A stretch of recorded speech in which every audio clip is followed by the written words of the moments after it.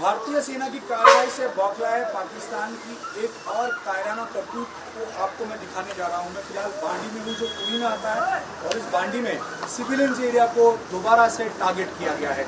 एक तरफ भारतीय सेना, आर्मी और एयरबेस उनके इंस्टॉलेशंस को टारगेट कर रही है, तो दूसरी तरफ लगातार पिछले 3 रातों से उड़ी सेक्टर में हो रही shelling, firing, long range firing की वजह से सिविलियंस को नुकसान हो रहा है। यहाँ आप देख सकते हैं, ये एक बांडी मार्केट है। बांडी मार्केट में एक किराए पे होटल या लोग जो आते हैं उनके लिए जगह रहती थी।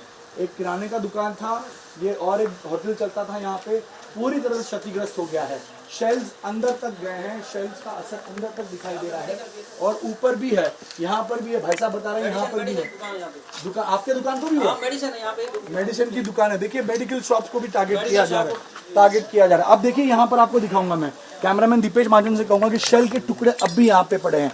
ये देखिए एक शेल का टुकड़ा है, ये इतना हैवी है, मेरे हाथ में आ रहा है। अगर ये किसी के बदन को पियर्स करेगा तो सारे वाइटल ऑर्गन्स को इससे नुकसान होता है, और इसी वजह से ये स्प्लिंटर्स या शेल के टुकड़े बहुत बड़ा नुकसान करते हैं। ये देखिए शेल का एक टुकड़ा यहाँ पर भी है, ये पत्रे जैसा होता है। ये अगर आपको जस्ट लग भी गया, टच भी हो गया, तो उससे आपकी स्किन पियर्स हो सकती है। तो इससे कितना नुकसान हो सकता है, और सिविलियंस को नुकसान होता है, यहाँ रहने वाले आम नागरिक को नुकसान हो रहा है। पाकिस्तान की तरफ से बीते 3 रातों से लगातार पोस्ट की जा रही है। मैं इनसे बात करने की कोशिश करता हूँ, आपके नीचे आ सकते हैं या मैं ऊपर?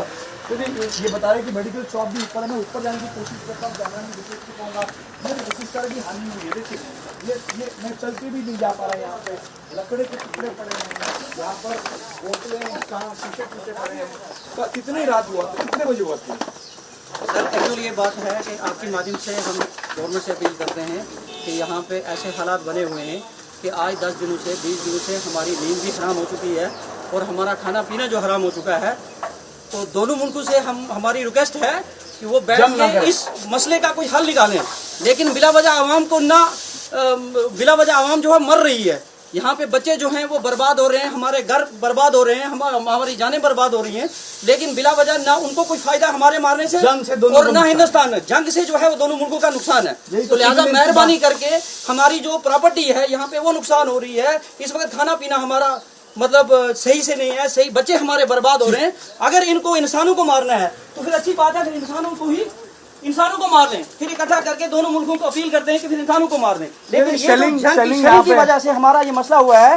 रात को ये कितने बजे हुआ है? 2 बजे हुआ है, 3 बजे हुआ है। हम घर से दूसरी जगह शिफ्ट थे, अभी हमारे यहाँ पे हालात जो है बहुत ही नाजुक हो चुकी है, बहुत नाजुक है। यहाँ पे रहना मुश्किल है, यहाँ पे शल की वजह से इंसान जाने का खतरा है लगातार। तो आज 3-4 दिनों से हमारी यहाँ पर है, और ऊपर की तरफ में यहाँ पे शीशे के टुकड़े पड़े हैं, शीशे के टुकड़े यहाँ हैं। ये दिखाने का नुकसान यहाँ पर, जैसे भाई बता रहे थे कि यहाँ रहना मुश्किल हो गया है। जंग के हालात से बॉर्डर पर रहने वाले लोगों को कई सारी दिक्कतों का सामना करना पड़ रहा है। लोग अब यहाँ से सुरक्षित जगह जाने की कोशिश में है, और यही वजह है कि जंग बॉर्डर के लोग नहीं चाहते। जंग के हालात जाएंगे भी कहाँ, जाने की कोई रास्ते ही नहीं है।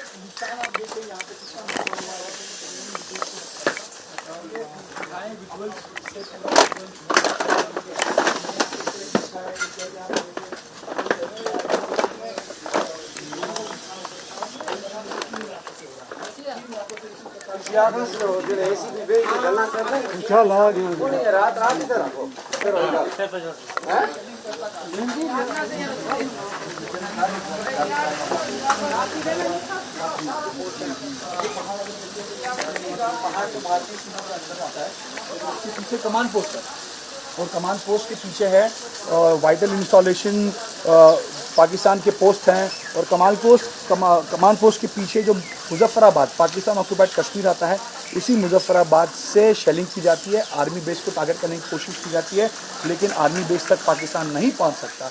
इस वजह से सिविलियंस को लगातार टारगेट किया जा रहा है। पिछले 3 रातों से सिविलियंस को टारगेट किया जा रहा है। सिविलियंस यहाँ पर आप उनकी भावनाओं को देखा आपने, किस प्रकार वो अपनी भावनाएं व्यक्त कर रहे थे। तो ये बौखलाहट है पाकिस्तानी, क्योंकि पाकिस्तान जिस प्रकार दावा कर रहा है, दावे कि हमने मिलिट्री इंस्टॉलेशंस को उड़ा दिया, हमने एयरबेस को उड़ाया भारत के, वो आज उसकी पोल खुल गई है।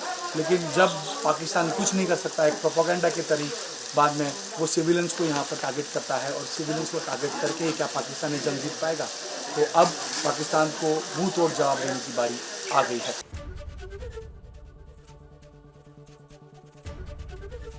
एबीपी गंगा खबर आपकी, जुबान आपकी।